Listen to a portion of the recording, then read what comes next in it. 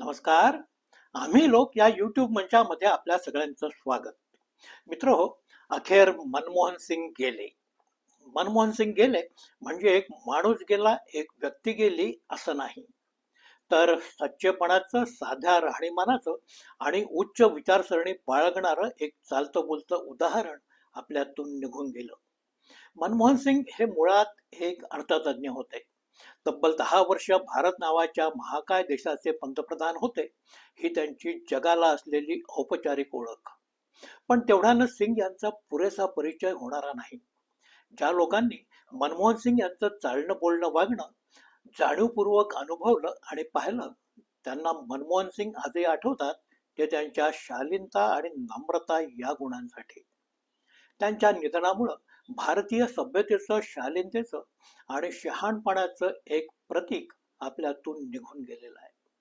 समाजात ज्यांच्या शब्दाला मान असतो, ज्यांच्याकडे समाज निश्चित काही अपेक्षा ठेवून असतो, अशा लोकांपैकी कुणाचं निधन झालं तर समाजात एक प्रकारची पोकळी निर्माण होते, असं जुन्या काळात म्हटलं जात असे.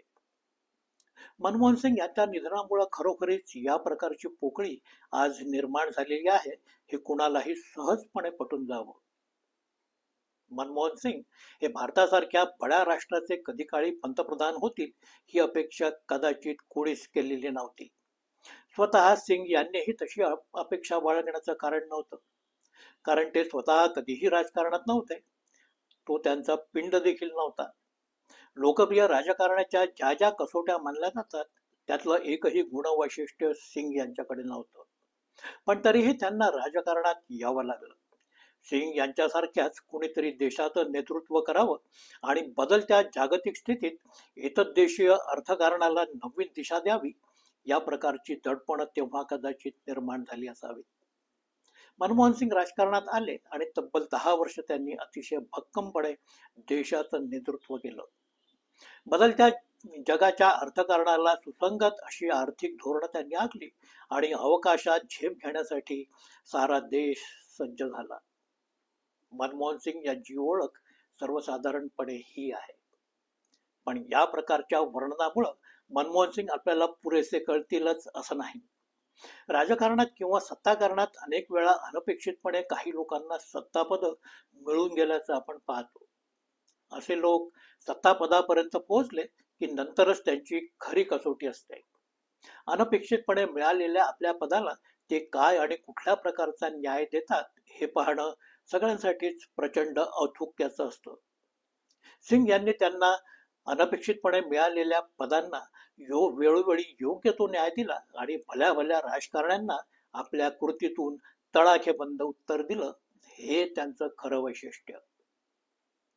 मित्रहो, मनमोहन सिंग ज्या काळात राजकारणात आले आणि अर्थमंत्रालयाचा कारभार त्यांनी सांभाळला, त्या काळची परिस्थिती आणि इतिहास फारसा कोणाला माहिती नसतो. हे सारं जाणून घेण्याची कुणाचीही इच्छा देखील नसते. 1989 मध्ये काँग्रेसचा पहिला निर्णायक पराभव झाला. व्ही.पी. सिंग पंतप्रधान झाले आणि देशाचं अर्थकारण, सत्ताकारण सारच अस्थिर झालं. राम जन्मभूमीचं आंदोलन तेजीत होतं. स्वातंत्र्यानंतर पहिल्यांदाच हिंदू मुस्लिम दुफळी ही कधी नव्हे तेवढी तीव्र झालेली होती. राजकारण संपूर्णपणे बदललेलं. काँग्रेस आणि भाजपा या दोन्ही बड्या राजकीय पक्षांना या स्थितीत सत्तेबाहेर राहण्याची पाळी आली. केवळ 2 वर्षांच्या अल्पकाळात व्ही.पी. सिंग, चंद्रशेखर, देवेगौडा आणि इंद्रकुमार गुजराल हे 4 पंतप्रधान देशानं पाहिले. जग बदललं होतं. शीतयुद्धाचा तो अंतकाळ होता. उदारीकरण आणि जागतिकीकरणाचा बोलबाला होता. सरकारांनी अर्थव्यवस्थांमधला आपला हस्तक्षेप कमी करावा आणि खाजगी क्षेत्राला संपूर्णपणे मोकळीक द्यावी, ही नवीन जगाची मागणी होती. भारताची अर्थव्यवस्था ही त्या काळात मोडकळीला आल्याची स्थिती. चंद्रशेखर यांच्या काळात तर भारतातलं सोनं इंग्लंडमध्ये गहाण ठेवण्याची वेळ आलेली. 1991 मध्ये लोकसभा निवडणुका झाल्या. नरसिंहराव पंतप्रधान झाले. त्यांनी काँग्रेसची आजवरची सारी आर्थिक धोरणं बासनात गुंडाळून ठेवली. मनमोहन सिंग यांना रिझर्व्ह बँकेतून उचलून आणलं आणि अर्थ मंत्रालयाचा कारभार त्यांना सोपवला. इतिहासात पहिल्यांदाच अर्थ मंत्रालय हे राजकीय पुढाऱ्याकडे न जाता एका अर्थतज्ञाला सोपवलं गेलेलं होतं. मनमोहन सिंग यांचं सरकारातलं आगमन हे अर्थातच काँग्रेसच्या अनेक दुग्धाचार्यांना खटकणारं देखील होतं. या पार्श्वभूमीवर सिंग यांच्या समोर मोठीच आव्हानं तेव्हा होती. पण नरसिंहराव अतिशय खमकेपणानं त्यांच्या पाठीशी उभे होते. अर्थव्यवस्था खुली व्हायला लागली तसतसे काँग्रेसमध्ये धोरणात्मक मतभेदही वाढत गेले. मनमोहन सिंग यांच्यावर पक्षातली दडपण देखील यायला लागली. एक दिवस आपला राजीनामा घेऊन ते नरसिंहराव यांच्याकडे गेले. अर्थ मंत्रालयातून मुक्त करा अशी मागणीच त्यांनी केली. पण नरसिंहराव यांनी जणू काळाची दिशा ओळखलेली होती. पक्षातल्या लोकांना ओरडू द्या, ते सारं मी सांभाळतो, तुम्ही मात्र काम करत राहा असं सांगत सिंग यांचा राजीनामा त्यांनी फेटाळून लावला. हळूहळू अर्थव्यवस्था गती घेत होती. सॉफ्टवेअर क्षेत्राच्या संदर्भात सरकारनं स्वीकारलेली धोरणं यशस्वी ठरायला लागली होती. अर्थकारणाला गती देणारं हे एक नवीनच क्षेत्र तेव्हा उदयाला आलं आणि विकासाचा दर झपाट्यानं वाढायला लागला. 1996 मध्ये लोकसभा निवडणुका झाल्या. वाजपेयी युग सुरू झालं. मनमोहन सिंग अर्थमंत्री नव्हते. सरकार जात राहिली येत राहिली, पण त्यांची धोरणं मात्र कायम राहिली. 2004 मध्ये पुन्हा एकदा काँग्रेसचं पुनरागमन झालं. काँग्रेसमध्ये सर्वमान्य नेतृत्व होतं ते केवळ सोनिया गांधींचं. त्यांना स्वतःला सत्ता करण्यात रस नव्हता. प्रणव मुखर्जी यांच्यासारखे ज्येष्ठ नेते होते जरूर, पण त्यांना सर्व मान्यता नव्हती. जागतिक राजकारण आणि अर्थकारणाला योग्य तो प्रतिसाद देऊ शकणारे नेते म्हणून मनमोहन सिंग यांचं नाव तेव्हा पुढे आलं आणि सिंग पंतप्रधान झाले. एरवी राजकारणाशी कुठलाही संबंध नसताना, कुठलीही निवडणूक लढवण्याचा अनुभव गाठीशी नसताना मनमोहन सिंग यांनी देशाचं पंतप्रधान पद मिळवलेलं होतं. विकासाची सारी क्षेत्र खुली होत होती. भांडवलदारांनी इतकी वर्ष दाबून ठेवलेलं भांडवल बाहेर काढलं. सगळ्यांना खुल्या अर्थव्यवस्थेचे फायदे हवे होते. व्यापारी आणि भांडवलदारांचा सरकार दरबारी राबता वाढला. ज्यांना या स्पर्धेचे फायदे मिळू शकणार नव्हते त्यांनी भ्रष्टाचार वाढल्याच्या मोठ्याल्या तक्रारी सुरू केल्या. अर्थातच भाजपाशी संबंधित साऱ्या उच्चवर्णीयांना भ्रष्टाचाराचा महान तिटकारा. त्यांनी मनमोहन सिंग यांना या काळात टार्गेट करणं सुरू केलं. प्रत्येक गोष्टीत भिंग लावून भ्रष्टाचार शोधला जायला लागला. भाजपाची तोंड एकदा बोलायला लागली की हजारो लोक एकाच वेळी बोलायला लागतात. तसंच या काळातही झालं. मनमोहन सिंग यांना पूर्त बदनाम करण्याची मोहीम फत्ते झाली. चांगली माणसं मुद्दाम हुडकून काढायची आणि त्यांना बदनाम करून सोडायचं, हे भाजपाचं यशस्वी तंत्र. त्यात ते पुन्हा एकदा यशस्वी झालेले. जगभरातल्या गुजराथांना देखील भारतीय व्यवस्था स्वतःसाठी खुली हवी होती. त्या दृष्टीनं सारं राजकारण खेळलं गेलं. मनमोहन सिंग यांचा राजकीय अंत घडला आणि देशावर गुजराती राज्य सुरू झालं. या राजकारणासाठी मनमोहन सिंग यांच्यासारखा सालस निष्कपट शालीन व्यक्तिमत्वाचा बळी देण्यात भाजपानं धन्यता मांडलेली होती.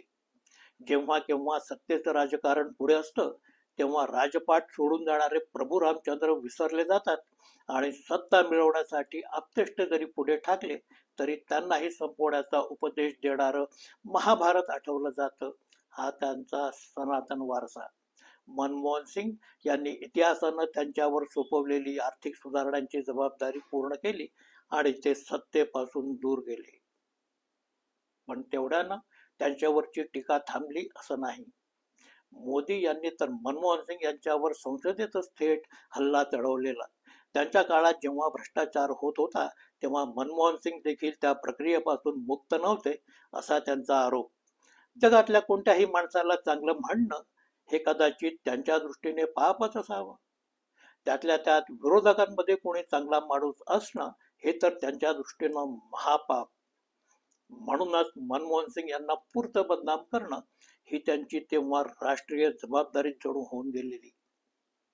मनमोहन सिंग यांचा भ्रष्टाचारात कुठेही कणभर सहभाग असता तर गेल्या 10 वर्षात ईडीवाल्यांनी त्यांच्या घरातच मुक्काम टाकायला कमी केलेलं नसतं.